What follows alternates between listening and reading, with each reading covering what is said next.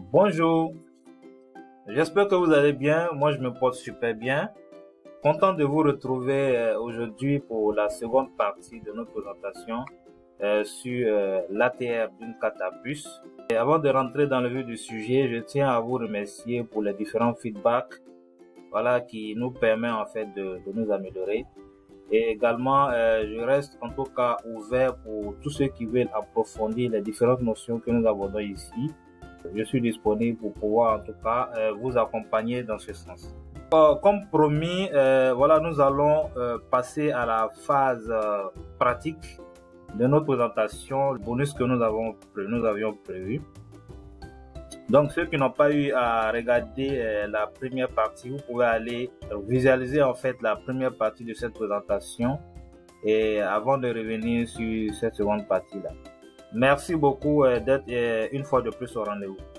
Donc, pour le cas pratique, comme on l'a dit, pour en fait décortiquer l'ATR, ce cas pratique-là, en tout cas, va vous permettre de démystifier, de décortiquer l'ATR. Donc, quand on va parler de l'ATR, en fait, d'une carte à puce, ça ne sera plus, en fait, quelque chose d'étrange pour vous. D'accord?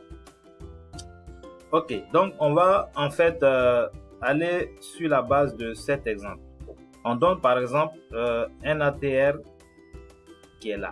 Donc ça veut dire que la carte, dès que la carte a introduit en fait le lecteur et que le lecteur en fait a activé en fait la carte avec son alimentation électrique.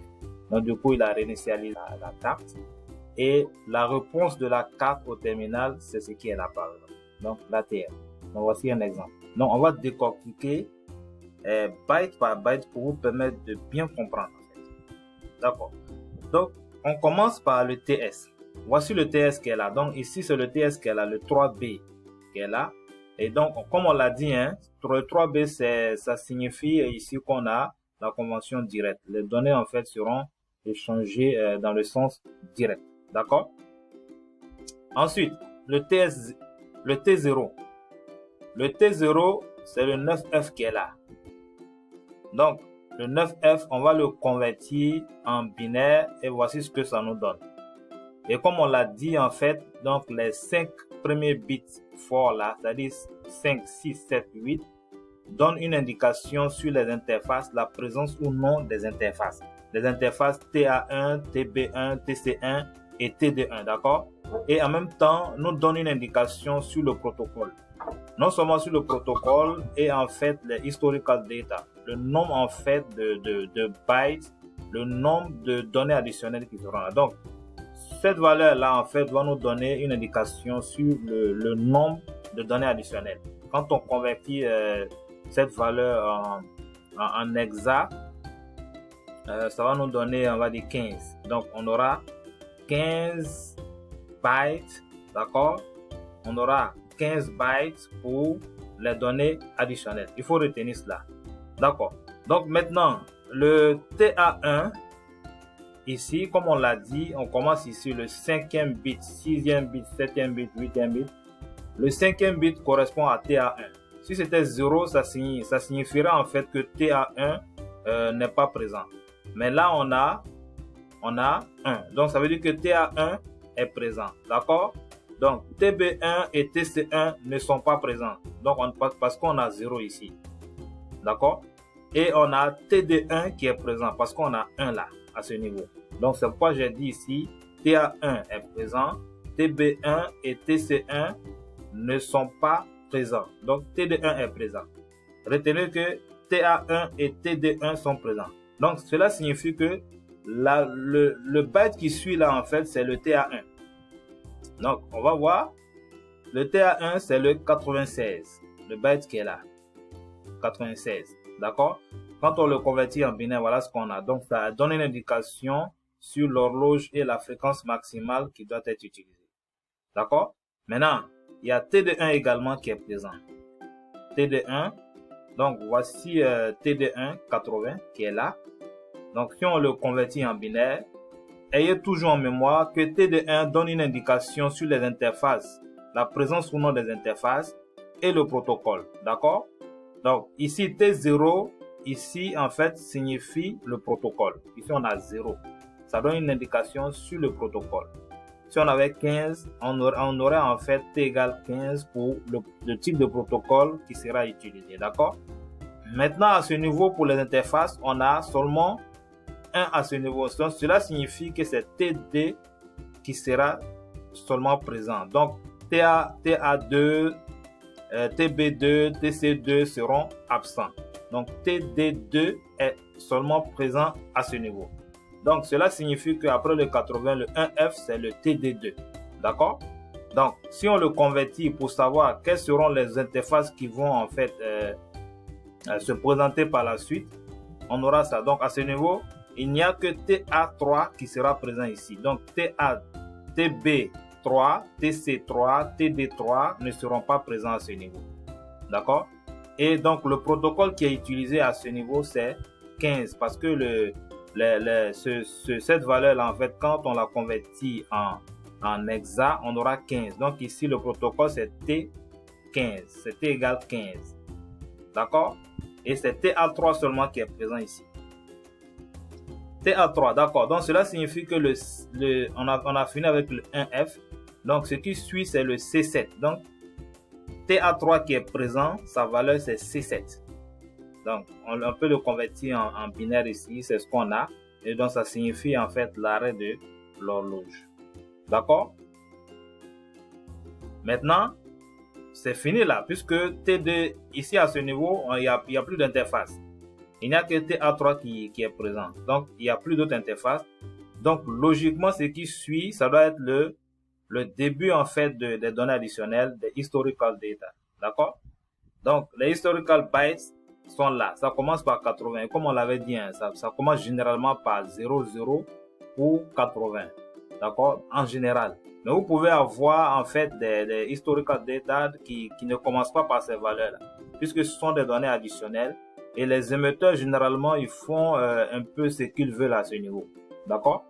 Voilà. Donc, si vous rencontrez un historical data qui ne commence pas par 0080, il faudrait pas que vous soyez troublé. Il faut juste suivre, en fait, la logique des éléments qui doivent être présents. Donc, vous aurez, en fait, vous n'aurez pas de difficulté à ce niveau. Donc, voici les historical data. On a dit ici, c'était, quand on convertit cette valeur, ça donne 15. Donc, on doit 1, 2, 3, 4, 5, 6, 7, 8, 9, 10, 11, 12, 13, 14, 15. D'accord? Donc, ce sont les 15 bytes qui représentent les données additionnelles. Maintenant, à ce niveau, les CC, là, comme je l'ai dit dans le tableau précédent, c'est un checksum, en fait. C'est une valeur qui permet qui vérifie, en fait, les données de l'ATR pour dire que, voilà, la structure des données est correcte ou pas. D'accord? Maintenant, arrivé à ce niveau, je vais en fait, là vous avez tous les éléments pour pouvoir décortiquer désormais l'ATR. Maintenant, quand vous comprenez ça, il y a des outils que vous pouvez utiliser pour vous permettre d'aller plus vite dans l'interprétation, dans l'analyse. D'accord? Mais c'est une fois que vous comprenez en fait ce process-là. En ce moment, vous pouvez aller sur les outils et regarder. Il y a pas mal d'outils, hein, mais je vais vous montrer 2 outils que vous pouvez utiliser rapidement. D'accord. Donc, le premier outil que je vais vous montrer, c'est l'outil Smart Card ATR Parsing. D'accord. Vous venez sur ce lien-là et vous collez en fait votre ATR à ce niveau et vous faites parse ATR.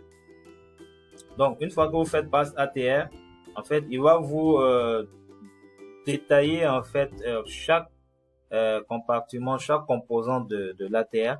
Donc, comme on l'avait vu, hein, le TS ici, c'est 3B Direct Convention. On a le T0 qui est là, 9F. Ils ont converti en binaire ici. Et là, on a les 15 historical bytes qu'on avait vu tout à l'heure. Le TA1, l'interface TA1 est là. D'accord. L'interface TD1, d'accord, est là. Et ici, ils ont déterminé que le protocole, c'est, comme on l'avait vu, hein, T et T0. D'accord. Après, on a le 1F TD2, voilà, qui est présent ici. On a ils ont converti en binaire ici. Et ils ont remarqué, en fait, que le protocole, c'est 15, comme on l'avait vu, hein, dans les bits 4, 5, 6, 7. non, on va dire 4, 3, 2, 1 là. Donc, ça fait 15 quand on convertit. Et là, c'est TA3 seulement qui est présent à ce niveau. Donc là, vous avez TA3 ici. Donc, les historical bytes sont là. Donc, de 80 à 01. Donc, ils vous ont vraiment détaillé ça ici. Voilà. Et puis, on a le checksum qui est à la fin là, le CC là, correct checksum. D'accord? Maintenant, le second site que je vais vous montrer, c'est le RIM Tools. D'accord? Donc, vous arrivez à ce niveau. Vous mettez l'ATR comme dans l'autre, vous faites pas seulement. Voilà, donc il va vous donner les détails. Lui-même, il donne encore plus de détails par rapport à l'autre site. D'accord, donc vous avez tous les éléments ici. Voilà, le TS, le T0, le TA1, tout est bien décliné ici. La présence ou non, lui-même, il va plus en détail par rapport au premier site. Vous voyez à ce niveau, voilà, au niveau du TD1 ici, voilà, T égale 0, TA2 absent, TB2 absent, TC2 absent, TD2 présent. Et ce qu'on avait trouvé là, le protocole égal à 15 pour TD2, voilà, donc tout est là. Donc vous avez tous les éléments à ce niveau et le checksum qui est à la fin. Cela met un thème à notre présentation d'aujourd'hui. Normalement, à partir de ces deux présentations, vous devrez être à même de décortiquer aisément, d'analyser aisément l'ATR. Donc, pour ceux qui souhaiteraient aller plus en détail, nous sommes ouverts pour pouvoir vous accompagner. Merci beaucoup pour votre écoute.